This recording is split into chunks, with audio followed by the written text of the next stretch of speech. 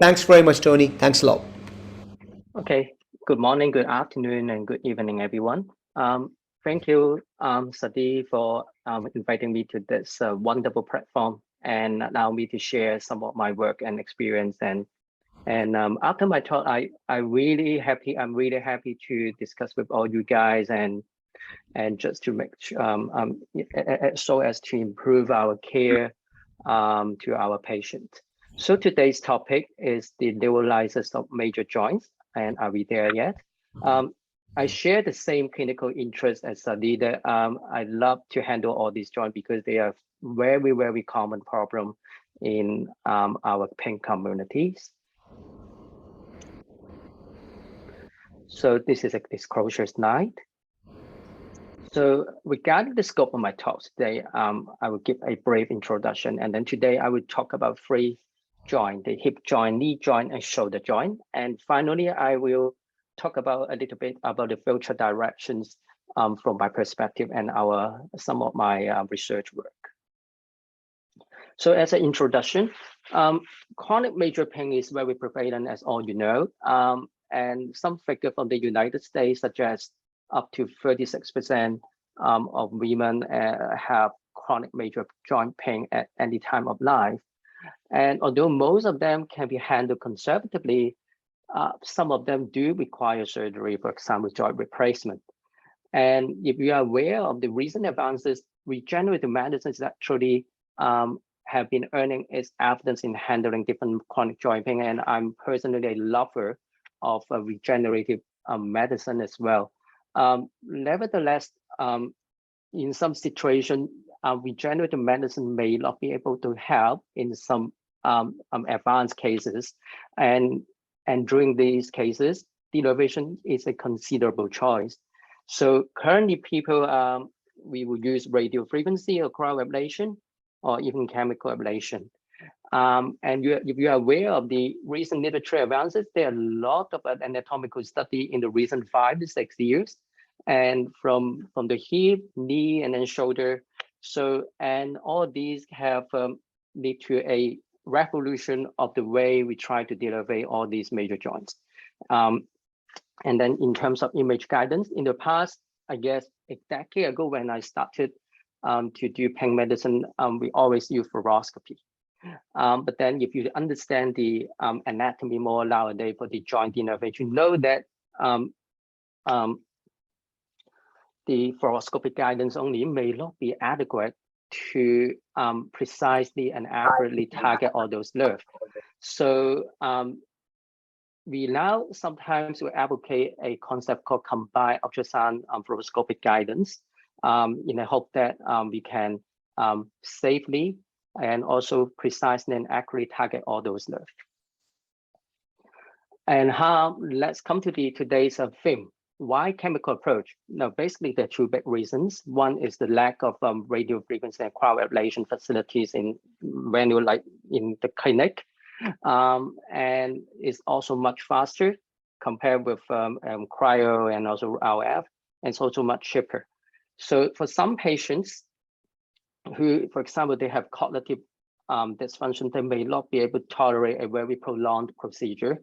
And that's why in those cases, chemical denervation seems to be a better choice for them. Another one is for those patients who cannot afford radio frequency or cryoablation cost. Cryo and alcohol would be an alternative for them to consider. An important thing is that while we are managing all these chronic joint pain, although it seems to be very biological, because you see there's an osteoarthritis there, there's a fracture there, or something like that, or even a cancer there. But please don't forget the social cycle biomedical model. I will share with you later in the later slide that how important this model is. Just a quick slide to show the interrelationship between the psychology, social background, and also biological model in the final perception of disability. So very important to handle the psychosocial aspect as well. And let's go to the chemical derivation as the first joint we are going to discuss. So basically, the most common indication from my limited experience for the chemical derivation is fracture hip, especially for those inoperable one. So why they are inoperable? Because simply they are too ill, either because of their premorbid is too bad, or they having some acute medical insults, for example, a heart attack. Other indications that may be suitable for using a chemical neurolysis, including inoperable fracture hip. Of course, you can have a lot of discussion between radio frequency, cryoablation, and chemical approach for the OA hip, but this is also another indication. Cancer pain is definitely another indication too. So if you read through some other recent literature, people has been using pen block to help the fracture acetabulum as well.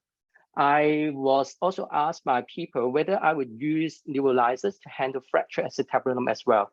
Now, the evidence is actually very scarce. I haven't done one for acetabulum fracture as well. But current evidence from most case reports and series only suggest to use a high volume pen block for perioperative analgesia in fracture acetabulum surgery, but not a neurolysis. But possibly this is another indication in the future. Mr. Khalid. And order to cycle liver. And here is our journey.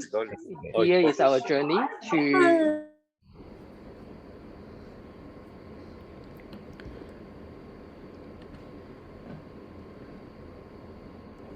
Okay. We are good to hear me, everyone? Yes, I can hear you. Guys, please Okay. mute yourself. You know, it will be better. It won't disturb the flow. So please mute. Thank you. Right, go ahead, Tony. Thank you very much. No problem. So this is our journey to develop our hip neurolysis study. It took from 2016. It started from 2016. Of course, I got all the support from my former colleagues in Hong Kong that they helped us a lot to develop all those techniques together, including my former pain director in the past. Essentially, in 2016, we first developed a what we call pericapsular infiltrations. At that time, we reported a case in anesthesia and anesthesia, and basically we use a high volume to of LOS followed by alcohol to the ideal solar spring and also the subperitoneal plane. But then we then collaborated with Toronto group and adopt the pen block, and as well as developing the oblique approach to the targeting the ONAB. And that's the other article that have been widely distributed worldwide is the chemical derivation. But then if we do enough hip neurolysis, we will encounter a lot of problems. And that's why we modify our approach to what we call the modified anterior pericapsular block. And we published this earlier this year. And there is an addition of a modified ionosource spring infiltration on top of the pen block as well as the ONAB block. But the ONAB block here, we use a sagittal approach instead of an oblique approach. And finally, we complement the whole skill by adding a PHPN in some selected cases. We published that in our APM last year. So this is how we developed the whole interventional skill for the hip joint over the past few years. Tony, just a small question. With regards to the ONAB and PHPN, can you just say what ONAB and what is... The ONAB is the obturator nerve articular branch. Yep, and PHPN is the... PHPN is the posterior hip pericapsular neurolysis. Fantastic. Thank you so much. I thought I'll just ask you to explain that because not all the audience people are going to know about this short form. So thank you. Yeah, welcome. Okay, next slide. So our current approach, now basically we'll do a pen block, the pericapsular nerve group block, which is trying to target the high femoral nerve articular branch as well as the accessory obturator nerve. And then we will do a low volume iliopsoas plane infiltration, which would target the low branch of femoral nerve articular branch. And then we will either do sagittal or oblique approach to target the obturated nerve articular branch. And finally, in select cases, we'll do the PHPN, which is mainly targeting the nerve to quadratus femoris and as well as the superior gluteal nerve. So this is how we do the pen block.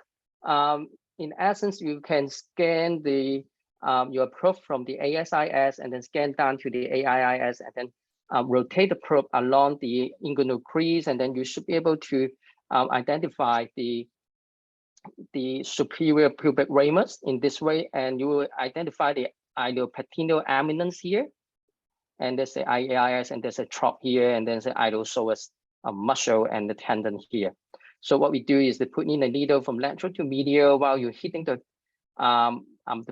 bone here. Make sure you have punctured the muscle fascia there, and then for pen approach neurolysis, we inject 4 to 5 mil instead of 15 mil of local anesthetic in the perioperative setting. This is very important.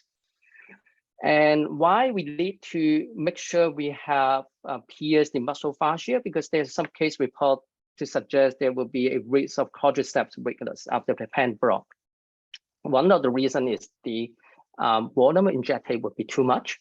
The second reason is there may be an intramuscular injection instead of a fascial injection.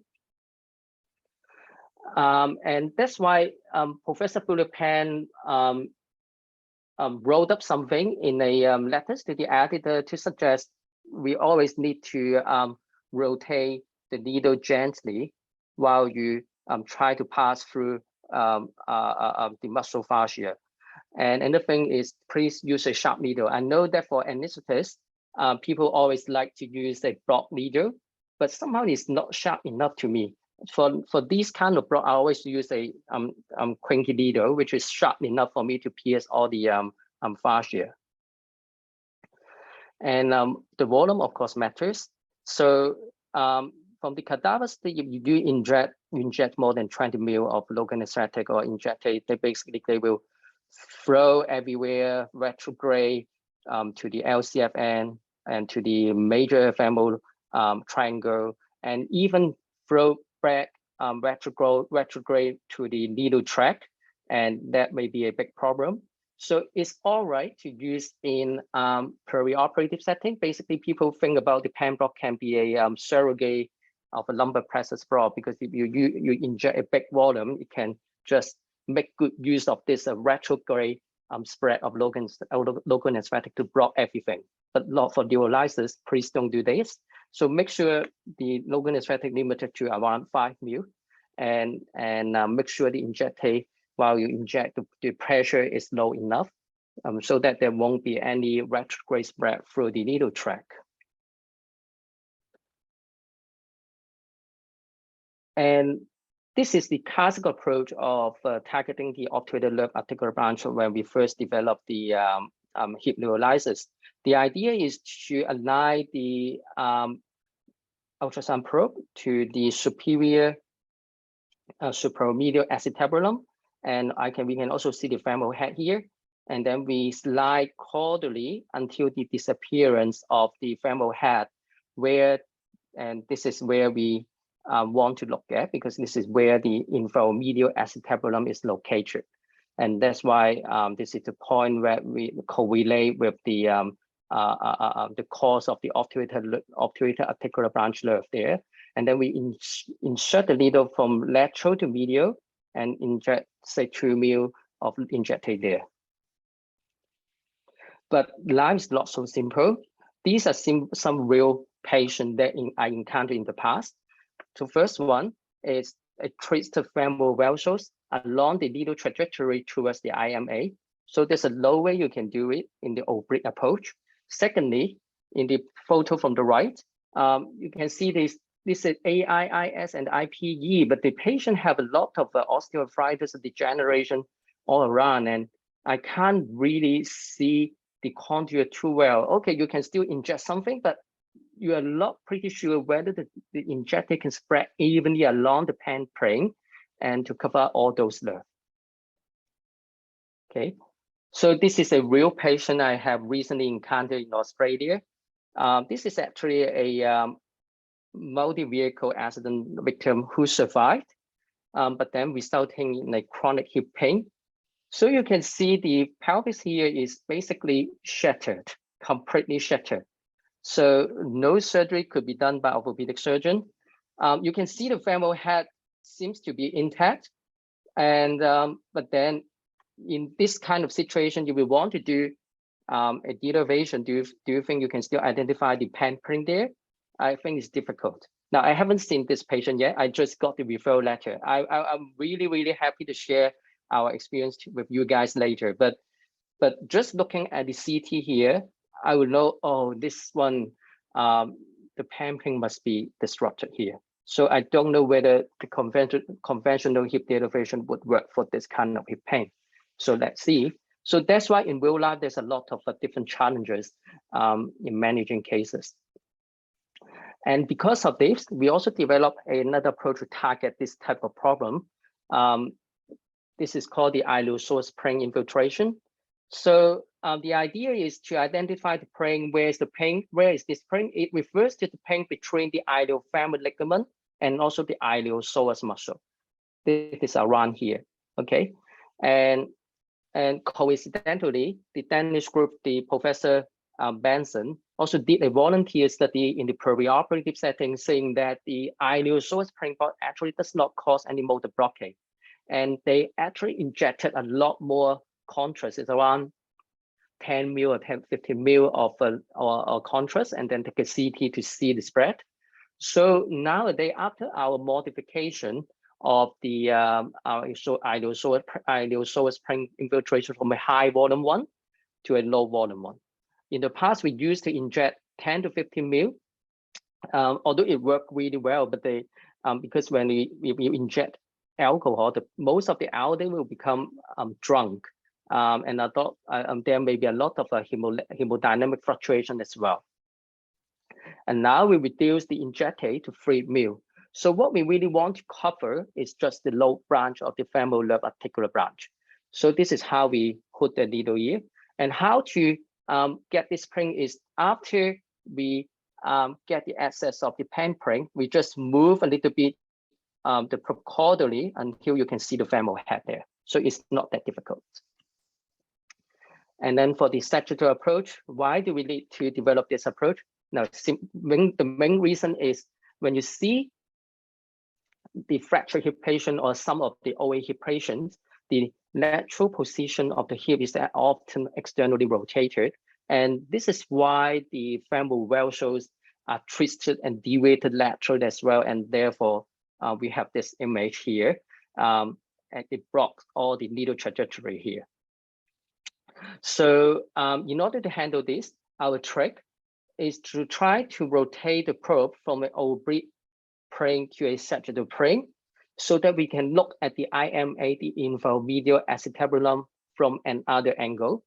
And then surprisingly, after this trick, we can see a lot more information here. For example, we can see the nerve much more often than the oblique approach. If the patient is skinny enough, you can actually see some nerve bundle sandwich between the peteneus and also the obturator externus just next to the IMA here. And we can also identify some small vessels just underneath the ONAB, and they are actually the acetabular and posterior branches of obturator vessels, and these branches actually will go into the joint. So with all these, you can avoid your needle or puncturing all these vessels while you're injecting. And one more reason is now in fracture hip, you must be able to see the femoral head. But if you do the derivation by ultrasound in OA hip, if it is a very severe AVN, basically the femoral head is gone. So remember the initial approach of targeting the ONAB by the oblique approach, we highly rely on the disappearance of the femoral head so that we can identify the IMA. But if the femoral head has been disrupted in the first place, how can you identify the disappearance of the femoral head? So that's why it creates some trouble. And that's why this approach can serve as a complement for you to identify where is the right place. Of course, we can also use a cup approach to use X-ray to help us identify the correct landmark as well. So now we have two approaches. So if we use ultrasound, basically since the statutory approach have a more safety margin and have more information for me. So nowadays, whenever the situation is possible, we will use statutory approach whenever possible. But however, if the patient present to me like this lady with internally rotated hip, then it's very difficult to use a statutory approach. In that case, I will still stick to the classical oblique approach in this kind of situation. So to sum up, basically the three injection would be like this. The first one is the pen block. We use a low volume one, 4 to 5 mil. And then we use a low volume ideal source spring infiltration, 3 mil here. And then we use a statutory approach to target the ONAB here. That completes the anterior pericapsular neurolysis. So this is the summary of the ultrasonographic images of how we perform the modified approach of the anterior hip pericapsular neurolysis. We do the pen block, move a little bit caudally to obtain the femoral head and the iliofemoral ligament, and then put in the needle between the iliopsoas and the tendon and the iliofemoral ligament, and then inject. And then another one is the statutory approach to target the ONAB. Nevertheless, despite this, you will still encounter a minority of cases that don't respond to the neurolysis too well. In the past, we just think, whether it's just because I didn't do the block too well, is it my technical problem, or just because the patient is somehow too psycho and did not respond to my block well? Well, it may be the case, but after the recent understanding of the posterior hip capsule innervation, we have one more explanation to account for the failure of the anterior block. Why? Now, you look at the anatomical study back to 2012, and the initial study said most of the nociception comes from the anterior capsule, and the posterior hip capsule is just responsible for proprioception. Nevertheless, from the latest finding from Pierre last year, they found that there are still some nociceptor in the posterior hip capsule, and more importantly, we also speculated that in some pathological processes like fracture, chronic osteoarthritis, or even cancer, some silent nociceptors will be activated, and then they become an active nociceptor. So the ratio or the proportion of the contribution to the overall nociception of the joint from the posterior hip capsule will increase in these pathological conditions, and that's why it becomes more significant. And we cannot overlook the posterior hip capsule in this logic. And then with this logic, we need to think about where to block the nerve. So if we block the nerve like these two blue arrow, because we know that the main articular branch comes from the superior gluteal nerve and also the nerve to quadratus femoris. The contribution from the inferior gluteal nerve and sciatic nerve are relatively less. So if we want to block these nerve at these two landmark, what happened would be you will paralyze the quadratus femoris and paralyze the gluteus medius as well. So no good. And that's why we think about something that can be only sensitive, somewhere that only sensory nerves are present. So that's why we found out somewhere here, which is only the pericapsular area, and most of the sensory nerve enter the hip capsule at this area. And this is out there, and then we try in since 2019, and we have a very good outcome and published in our APM last year. So this is how we do. We found that this landmark is actually interestingly just underlie underneath the piriformis. Okay, so once we know it's under piriformis, it's easy. So we use the probe to identify the group mass, and then we find the piriformis, and then we slide the probe laterally until we can identify the gluteus, the trochanter, and also the posterior hip capsule.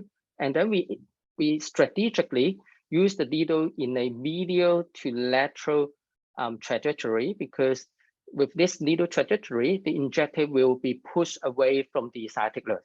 So this offers a bigger margin of safety as well. And then we just do a very small volume, 1 to 1.5 ml of LA focus, followed by 1 to 1.5 ml of absolute alcohol. If you use phenol, you can just inject 1 ml of phenol directly. And this is also to reduce the risk of retrograde extravasation of the injector back to the along the needle track, because some of the sciatic nerve is actually located above piriformis. So we don't want any injector to touch the sciatic nerve there. So this is how we perform the PHPN. It's a quick video clip. So this is how we do the scan from the iliac spine to the sciatic foramen, and we identify the group mass, group medius, and group minimus. And then we rotate the probe and slide laterally until we can see the posterior hip capsule, trochanter, and the ilium. And then we insert the needle from medial to lateral and pass through the group mass and piriformis. And when we inject something here, this is very important that we can visualize the injector there, because this also signifies a pericapsular spread. If you don't see anything, there will be two possibilities. One, you inject intra-articularly, everything go into the joint, not pericapsularly. Second, you may have a inject it intramuscularly, not puncturing the fascia enough. So make sure you are injecting the injector pericapsularly. Nevertheless, there's still very small amount of patients who still don't respond both anterior and posterior neurolysis. There may be some reasons, for example, technical problems. There may be a wrong selection of patients. For example, if you choose a patient with a fracture line here, which is a proximal femoral shaft fracture, which is well beyond the hip joint. So in this situation, it won't work. And don't forget, many of the hip fracture patients, they may have concomitant contracture or osteoarthritis of other joints, and then that's why they will still feel painful while they are being nursed by other colleagues on the ward. And also don't forget the extra-articular component as well. For example, muscle tear, tendon tear. So all these can contribute to hip pain, but your hip neurolysis cannot help. Postoperative surveillance is equally important because it can allow us to reveal the effect and also complication. Apart from pain and functional assessments, I would particularly advocate to look at the groin hematoma, especially for the medial thigh, because there are small vessels I just mentioned there that would be easily overlooked. And if you use alcohol, there will be a transient hemodynamic instability that you have to be aware of. So another question that I'm often asked is whether we still need to do any diagnostic block. So in the context of fracture hip, so this is the summary of all our study in the past. So nowadays, basically for the anterior hip neurolysis, the response rate would be around 70%. And after the anterior one, and then there will be around 30% of them suboptimally respond to the hip neurolysis. And then after we add the posterior hip pericapsular neurolysis, the response rate will increase up to 90 something. Okay, so basically after, if you combine both anterior and posterior, your response rate can be up to 95% or more. There's still some suboptimal one, but a lot better than the anterior hip neurolysis alone. So what happened is, if for inoperable hip fracture, my personal take is I don't really need any diagnostic block anymore. Okay, for hip joint bone metastasis, probably not, because we don't want to send a patient in and out for too many times for cancer pain patient. But be really, really careful. I have encountered some cases, the tumor, the soft tissue seeding just sit right on the pubic symphysis, where you try to inject your pen block there. So I would be really, really careful in that kind of situation, because I have no idea whether the neurolytics will also lead to some tumor lysis there. So I have to be very careful. So in that kind of situation, rather you avoid it and change your block to an ideal psoas infiltration, or simply say, I can't do it. For advanced OA hip, probably we still need to do a dedicated diagnostic block first before you perform a either radio frequency or hip neurolysis. So Tony, I Yeah. have a question. I think let's do questions after each joint, because it's quite good to actually. Sure. This is very good. You said we are not there yet with regards to the hip, right? Anterior True. denervation is good, but you still have suboptimal relief. Then you go for the posterior denervation combined with the anterior denervation, and you're given really Yeah. good categories. If they're inoperable fractures, no need of diagnostic block. Go ahead and do the block. If they have a cancer, go ahead and do the block. No need of diagnostic block. But if they're advanced osteoarthritis, you always do a diagnostic block to see how much relief they're getting, and then you can do the. Yeah. Yeah, am I right saying that? So I think the only question I have, if you can go back 2 slides, in regards to your final needle positioning for the needle for the posterior hip capsule, where do you say you want your needle to be below the piriformis and below Yeah. and just above the hip capsule, right? Below the piriformis, Yes. above the hip capsule. That's the area you have your posterior capsular branches. Am I right saying that? Yeah. Okay, Yeah. great. Now think about that. If we cannot see anything here, Yep. so that would become an intraarticular injection. So if your injector all go into the joint, you cannot see anything here. So it's tricky. You can feel something firm here, just Yep. don't puncture it. If you puncture it, it will puncture the ligament, and then it will become intraarticular injection. So you don't want to push it hard. You just go below the piriformis, park your needle there, don't puncture it, Yes. get the 1.5 mLs of Yes. absolute alcohol. Yes. Great. Yes. Thank you so much, Tony. So I think we've summed up hip nicely. Let's go ahead and do the next joint. Yeah, sure.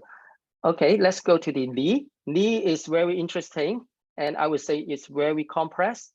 So indication is much simpler. Basically, is for knee osteoarthritis and advanced one, basically grade 3 or above, and especially for those who fail conservative treatments, or for those patients who have advanced OAD but are waiting for surgery, but then the surgery waiting time will be more than 1 year, and also fail other conservative treatment. Then this will be another indication for you to consider denervation.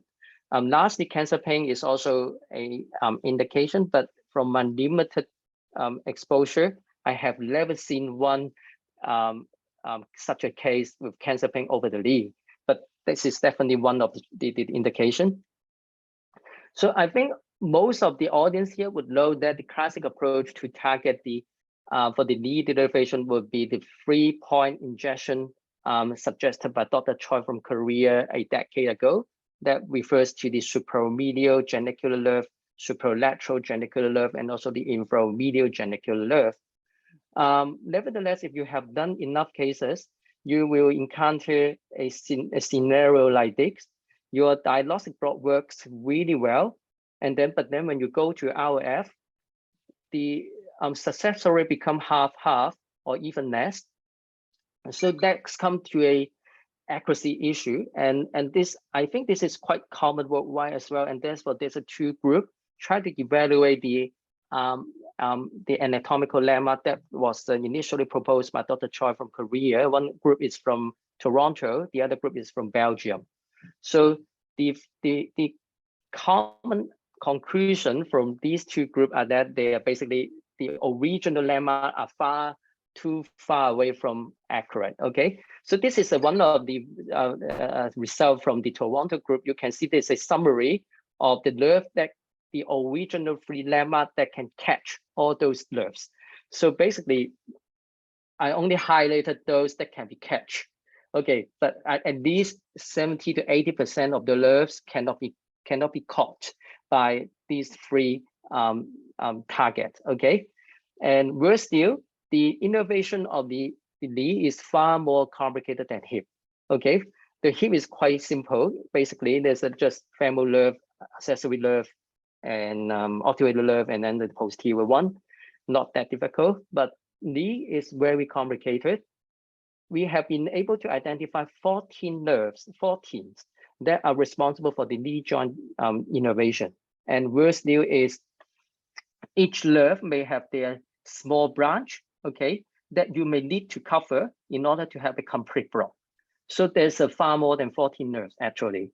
So it's very, very tricky. And the next question, after knowing this, when we know more the anatomy, then I have more questions. So how many nerves do we have to denervate? So and that also comes to another question. Since we have so many nerves to cover, so there will be a question whether you should go for RF, crowd ablation, or chemical. So I have a good analogy for you to just imagine. So think about this. RF, I would just think like fish rock fishing, whereas chemical, you're trying to lab fishing just to ingest something to have a better coverage of everything. And what you will try to get is like this. Chemical should be able to catch more fishes, whereas crowd ablation, you try to be more discreet and more precise, but the number of fishes that you will be able to catch will be less unless you have a lot of lesions. But then you can't be too greedy, right?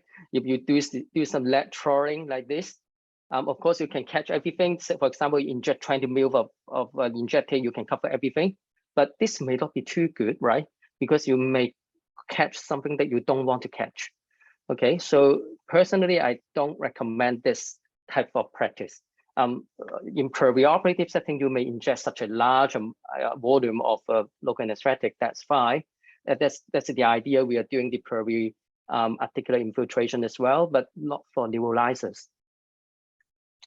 And that's why there's a lot of different protocol, a lot of different proposals to target all these nerves.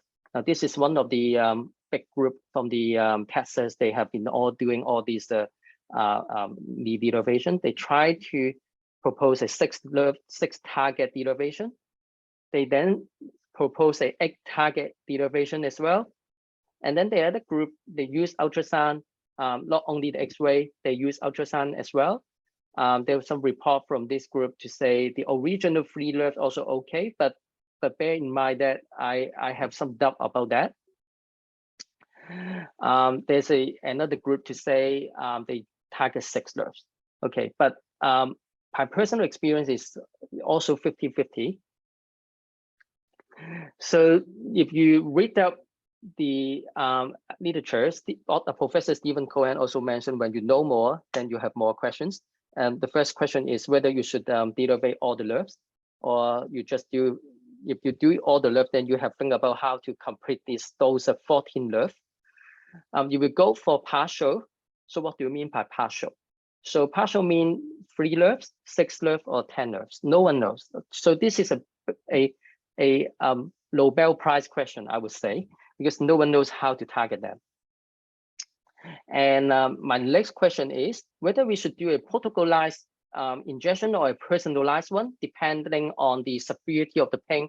If the patient presents with a more medial knee pain, then we target the medial articular branch more, or we just do it as a protocol to cover everything. So actually, I have no answer as well. But we still try to tackle something. Okay, so I work with my good friend Stanley and also Abdallah to develop a modified approach of neuroablation under X-ray and also ultrasound as well. The key things we develop here, for example, we also cover the 6th nerve, but in indicated cases, we add a popliteal nerve pressure neurolysis, which is something new and which has never been published in the past. And each site we use a very small volume only 1 to 1.5 mil. And in situation that we think the patient may have some central sensitization or low plastic component, we will add some ketamine, magnesium, or lignocaine to handle those situations. So for some classical landmark, we adopt the Belgian group landmark. For example, the SMGN, we target the adductor tubercle, okay?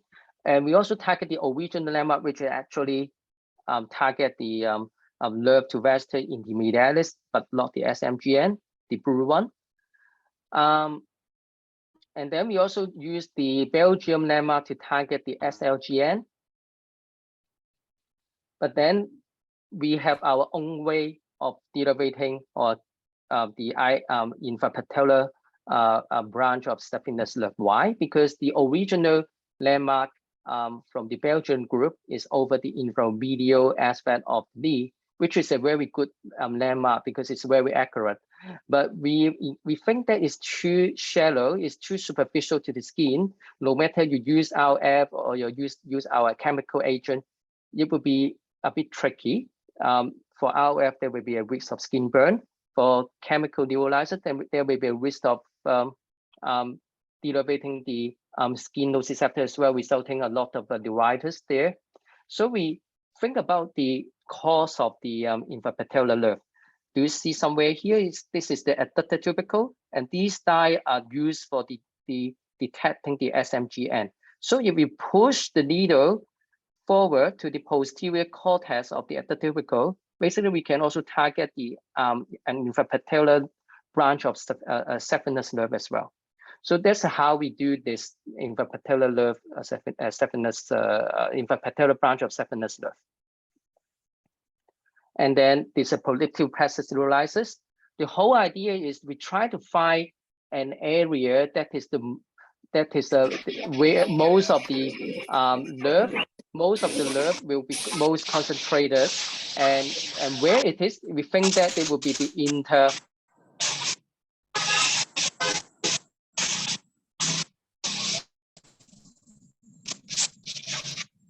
Sorry, Tony. I need to mute people. Sorry.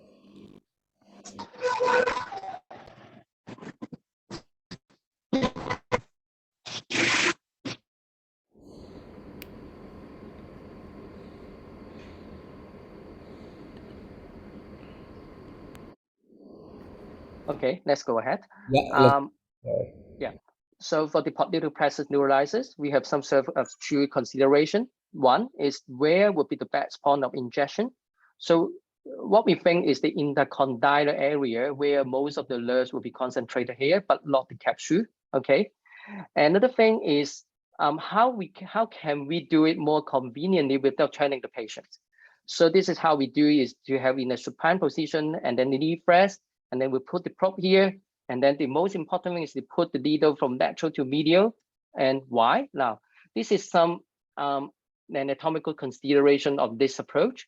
The white arrow is the needle trajectory for neurolysis, and the blue arrow is the needle trajectory for RF. Why we have to adjust this? Because we are worried about the retrograde spread extravasation of the injected back to the tibial nerve and common peroneal nerve. And that's why we want to use the bicep femoris as the lateral barrier to guard against any potential extravasation of injectate. Even there's any injectate extravasation, you would just follow this horizontal needle trajectory. It won't go up here, whereas the nerve are actually here. So for RF, no problem, because RF, the lesion is just over here. You will never have something extravasate back here. But for the chemical one, we have to be really, really careful. And that's why we decide to use the bicep femoris muscle as the barrier to bar against the injectate. So this is how we do. So first of all, you have to identify where is the intercondylar plane. but not the posterior hip capsule. So this is the intercondylar plane. You can still see the bony shadow here. If there's nothing here, maybe too caudal. There may be a capsule, the posterior capsule already. And then we put in a needle just underneath the bicep femoris, and then hit the bone here. You can still see clearly a bony shadow here, and then inject. Okay, so this is how we do. If we do the RF, you may need to have a several lesions along this area, but for the chemical injection, you just need one. 2 to 3 mil will cover everything. And this is this is a small case series because of the impact from the COVID. It's very difficult to recruit patients, but finally we could still recruit 5 patients here. So all respond quite well. Here comes to some technical pros. For example, where if you use ultrasound here, you may see a lot of different vascular shadow compared with the conventional classical description of a tiny vascular Doppler shadow here, and then you know the nerve is lecturate. But when you see something like that, please remember your genicular artery network is not that discrete, it's very compressed here. So when you see something like that, I won't inject my chemical neurolytic solution or LA over the soft tissue area, because when you know the anatomy more, most of the articular branch actually causes along the periosteum, but not in this area. So I will stick to these areas as well, and I will also use the cuff approach to make sure my landmark is correct, because when you use ultrasound, another problem is it will magnify this curvature. You may not be identify the correct junction between the shaft and the epicondyle. So sometimes you'll be too proximal, sometimes you'll be too distal. Okay, so in this situation, I will use X-ray to guide me as well. Another thing is sometimes you may not see any vessels there, and you think, oh no, I can't find the vessel, I don't know where to inject. Now, first of all, in this group of patients, many of them have a lot of comorbidities. They may have a peripheral vascular disease, so it's very common for them to have low signal for these kind of small vessels. And another thing is, if you read the anatomical study from these 2 papers, you will know these nerves, articular doesn't go with vessel too often. Okay, some of the nerves do go with the vessels, but quite a few of them don't go with the vessels.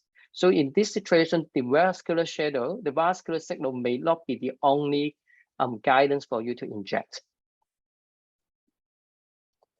And the same as the hip neurolysis. It's very important that you have to puncture the muscle fascia before you inject.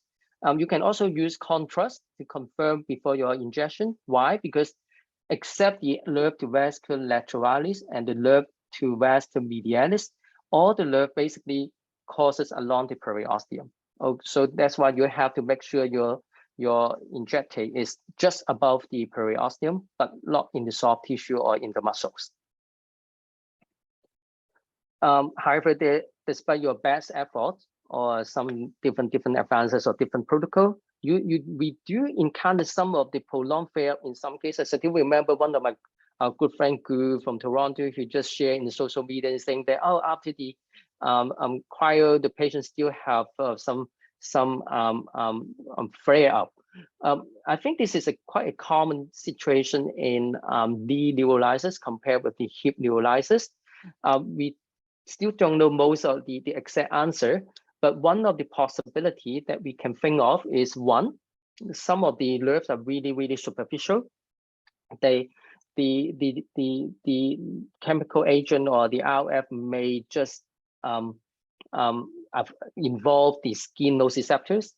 Secondly, think about some of the articular branch like the SMGN, it actually caused with the adductor magnus tendon. So no matter you use RF or chemical ablation, the tendon itself will be involved as well and become like a tendinitis-like status. And that kind of tendinitis-like pain takes time to subside.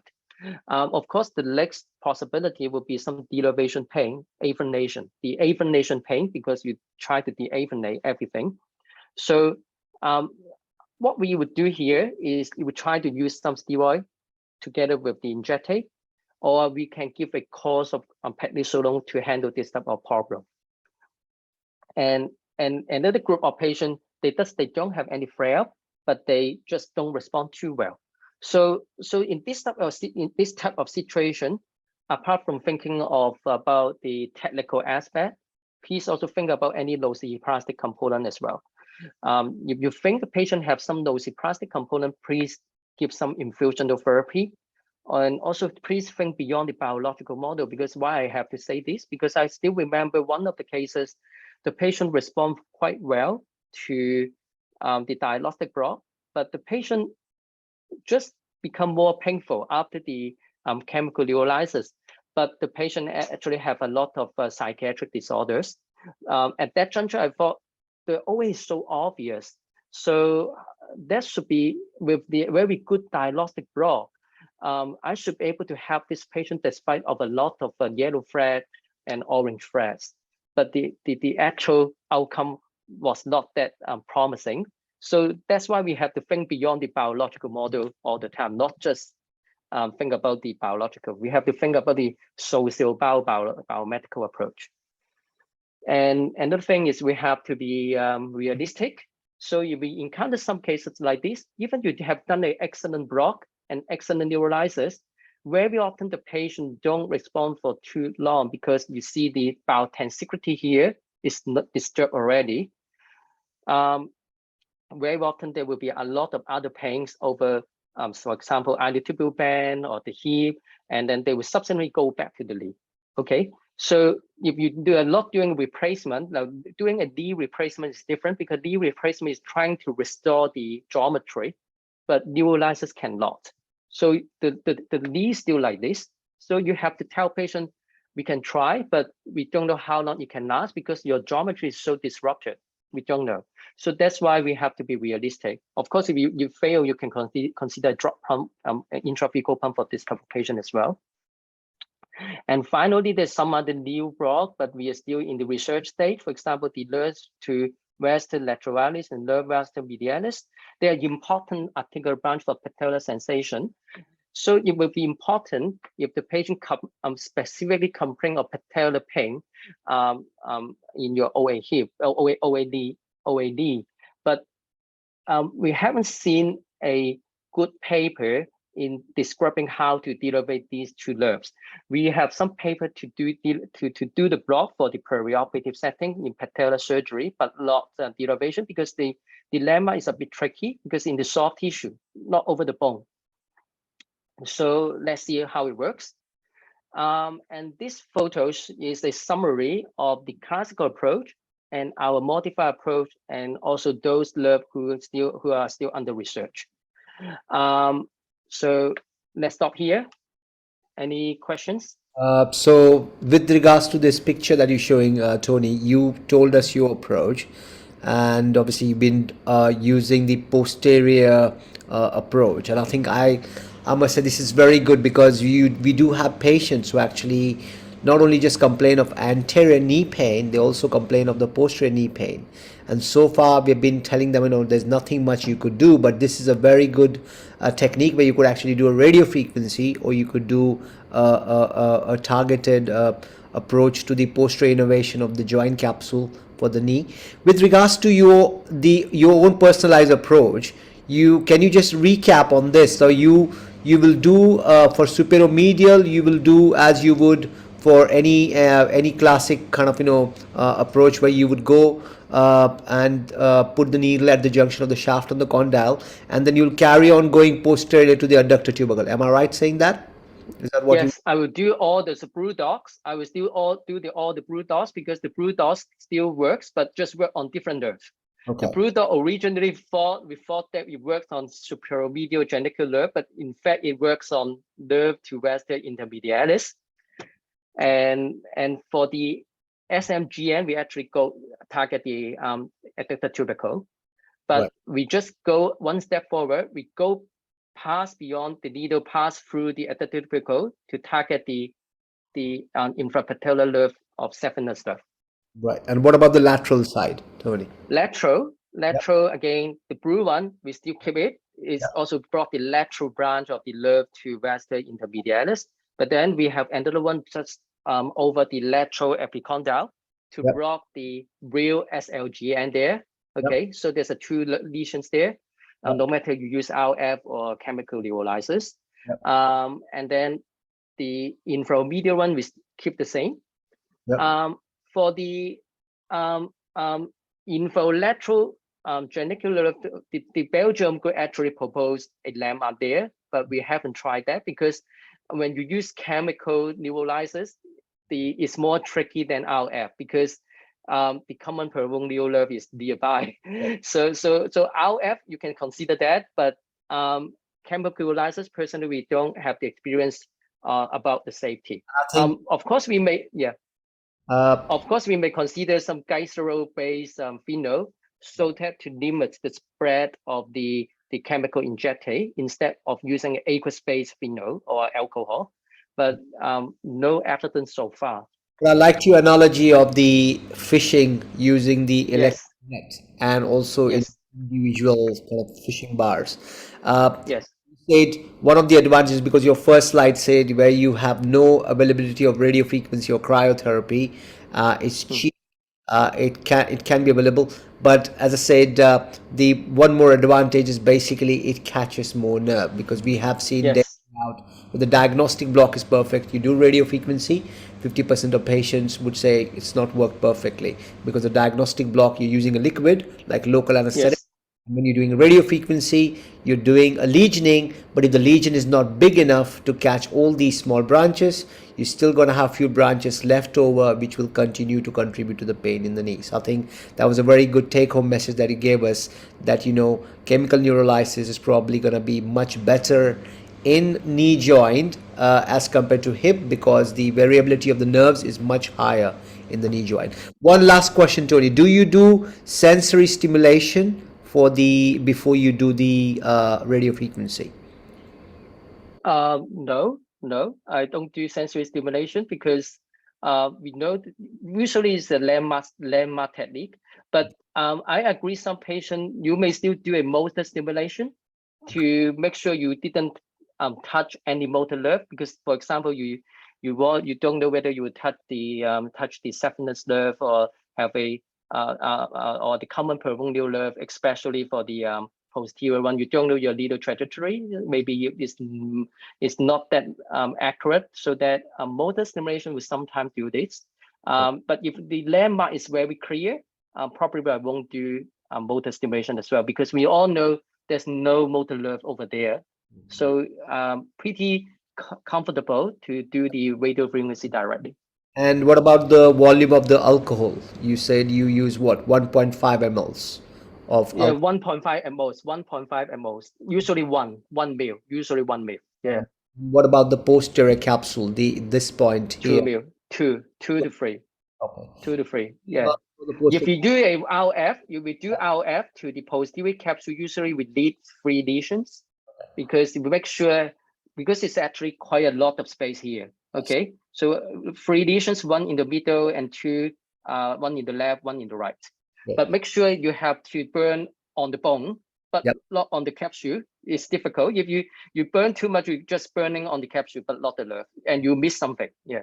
So 1 ml for each nerve and 2 mLs to 3 mLs for the posterior capsule. That's the answer, guys. So thank you so much, Tony. Let's move on to our next joint. I think we're capping up very nicely in terms of, you know, summarizing it nicely as well. Thank you. Great. Okay, some shoulder joint. Here comes the shoulder joint. Shoulder joint is something new. Okay, we now know something. So the traditional technique is for indication for cancer pain. I have seen some cases with a shoulder joint metastasis.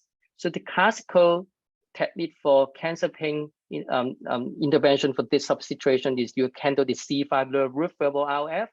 It has been presented by Patrick Lin from Taiwan in World Congress in the past.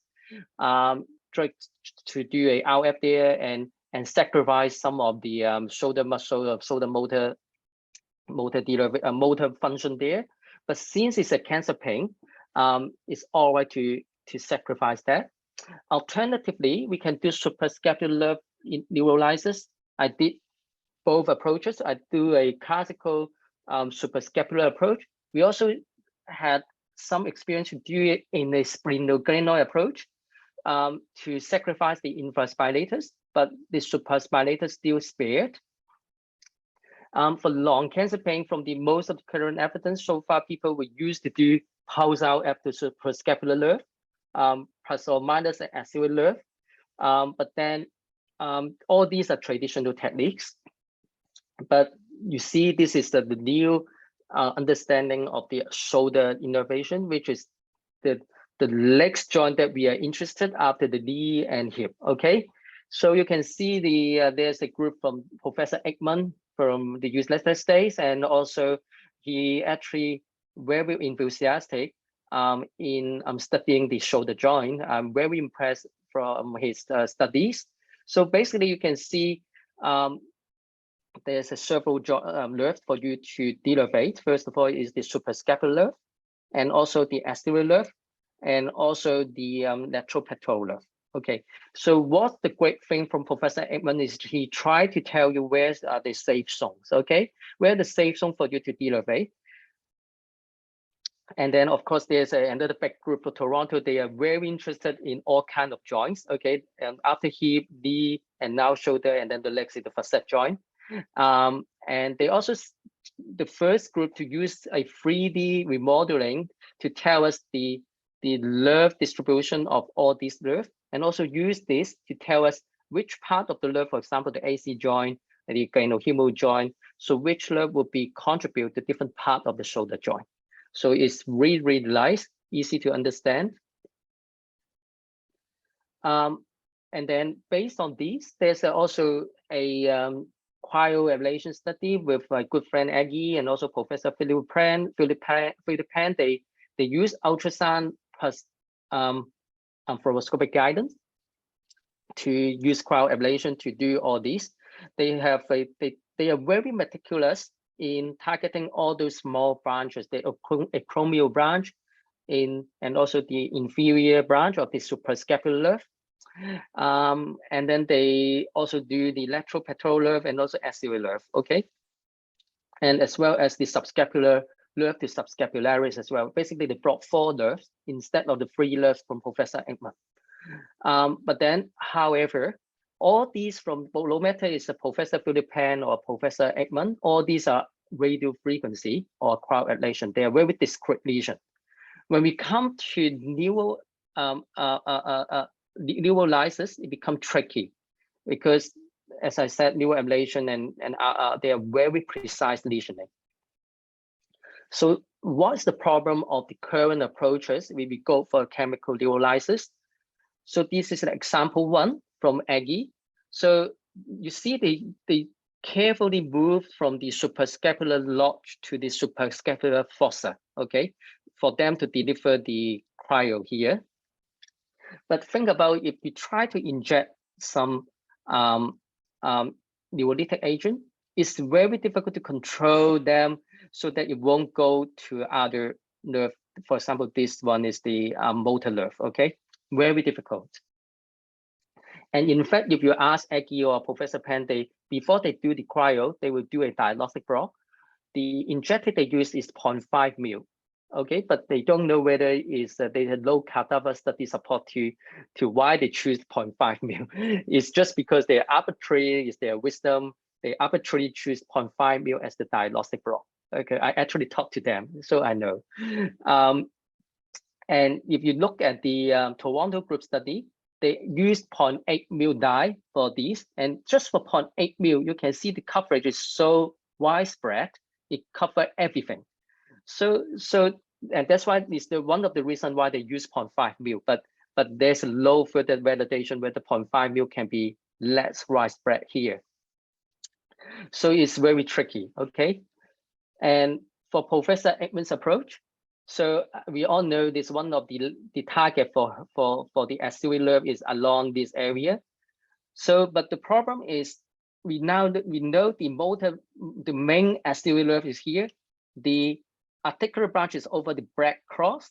The red cross is where we do the usual anterior nerve block. So think about this: you inject some local alcohol or phenol over here. Do you think the phenol will cross along this and involve the motor branch as well? Probably yes. So I'm chicken. I don't want to do anything like this.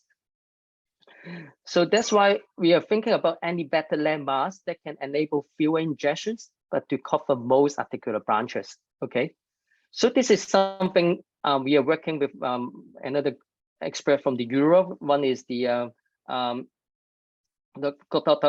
Gulusio from Italy, and also Dr. Perez from Spain. We are working together to think about any simple injections to denervate the joint by chemical injection. In fact, we have developed something. There's a novel approach for us. Since we are still writing that, what we can keep share with you today is just a sneak peek.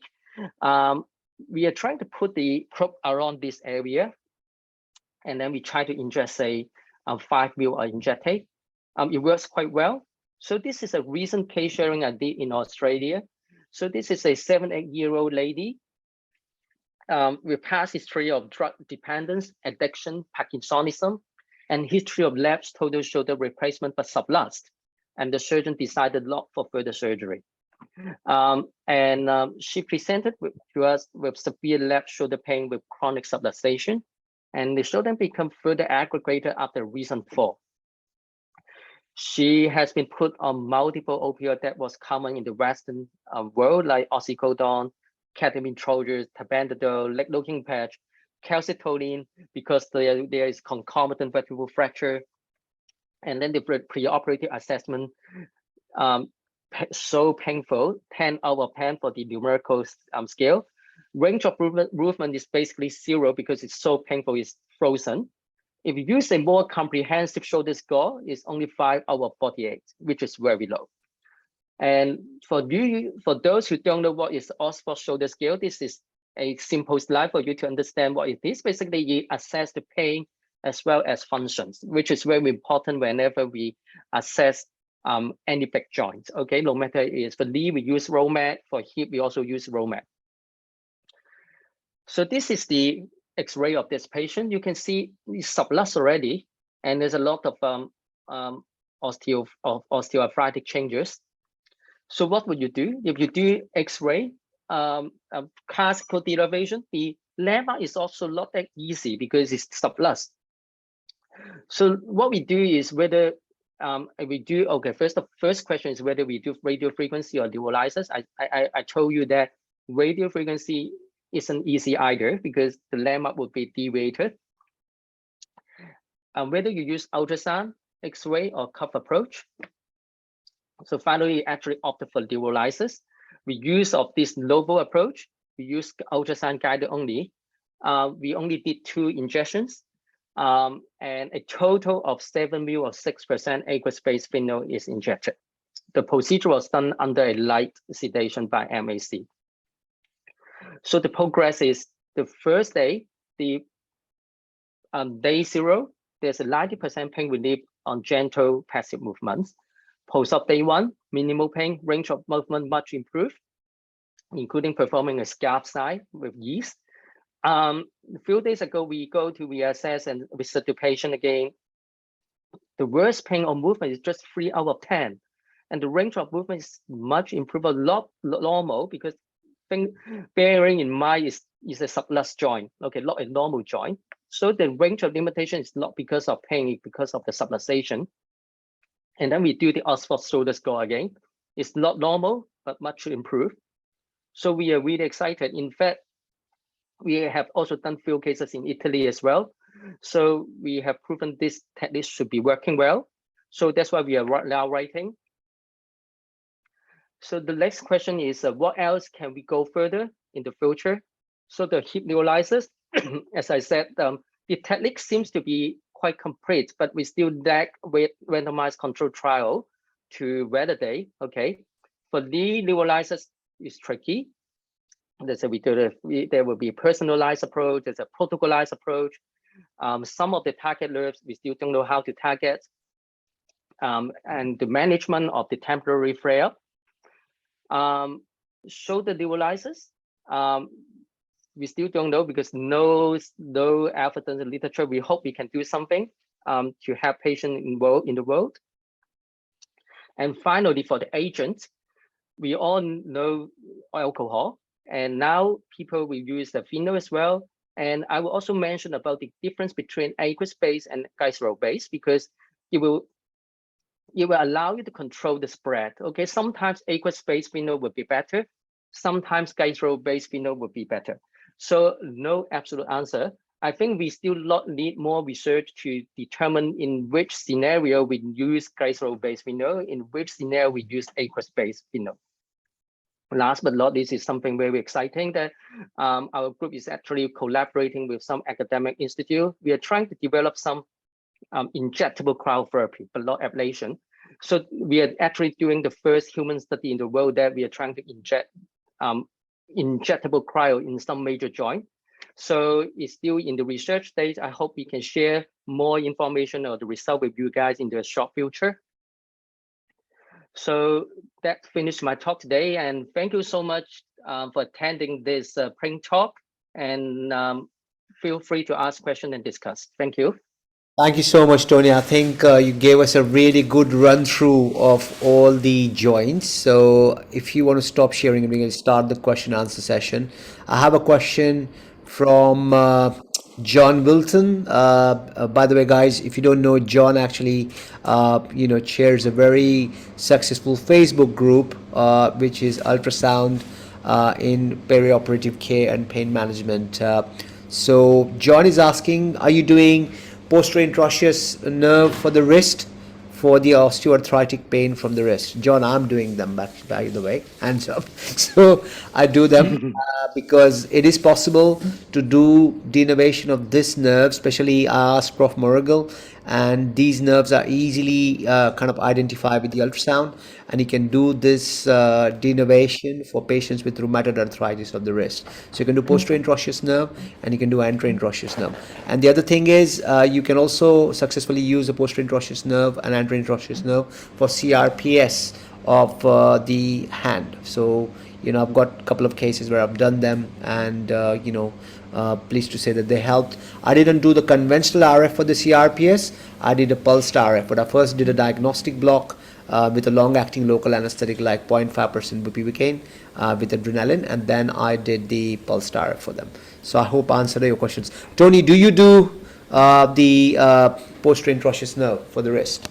No. I hope I can learn from you guys. Yeah, I haven't done that. We'll do that. We'll do a special session next year in Nice or in Leicester for that. So it will be, because I think wrist joint is another one. We have been focusing on all these major joints, hip, knee, shoulder, but we haven't been focusing on the small joints, which are so important. I think a lot of patients with osteoarthritis, rheumatoid arthritis, they lose the function of their hand because of, not only because of the deformities, but also because of the pain, because they're not able to use them because of the severe pain that they get in the wrists and their fingers when they're trying to move, or like opening a lid of the jar or opening the door or carrying a bag, or it's quite painful for them, and they can't even use the spoon to feed themselves. So I think it's something that there is a scope for it, and I think and I'll chat to Prof. Morrigal this time again, and hopefully you'll probably include that as a video for our audience to know how to do the denervation of the anterior and posterior interosseous nerve. So John, I'll try and send that to you, and then you can actually upload it on the Facebook. Yeah, it's lovely. Yeah, lovely. Fantastic. Any other questions, guys? Anyone else? Somebody saying shoulder once again, sir. So I think watch the video. He's covered it, everything. As he mentioned, for shoulder, the targets aren't specific, because if you're using the phenolytic neurolytic agent, you cannot control the spread. And unfortunately, if the neurolytic agent spreads onto the motor nerve, you're going to end up getting the motor weakness. And I think that's why you would probably still stick to either cryotherapy or radiofrequency for the shoulder joint, unless Tony does few more cases, as he explained in the last case report that he showed us. and they've been successful with very minimal motor deficit, then that might be a good alternative. Which I think, because Felice Yes. talked about this last year on one of the webinars that we conducted, and he does this block, and he and Mario actually did some cadaver studies, and I think Yes. probably a very good alternative for the patients where you can't do a cryo or RF for shoulder pain. So anterior approach to the hip, the shoulder capsule might be. Yeah, we are actually validating the technique to see whether this volume of injectate is safe enough and good enough. Yeah, so please give us some more time. Yeah, we hope we can do it within next year. No, that's fantastic. Thank you so much, Tony. And guys, few of Yeah. you approached me with regards to the Nysora. I think the plan would be I'll speak to Nysora. We might conduct a virtual course of the conference that we've been conducted. So it might be in the beginning of the next year. So stay tuned.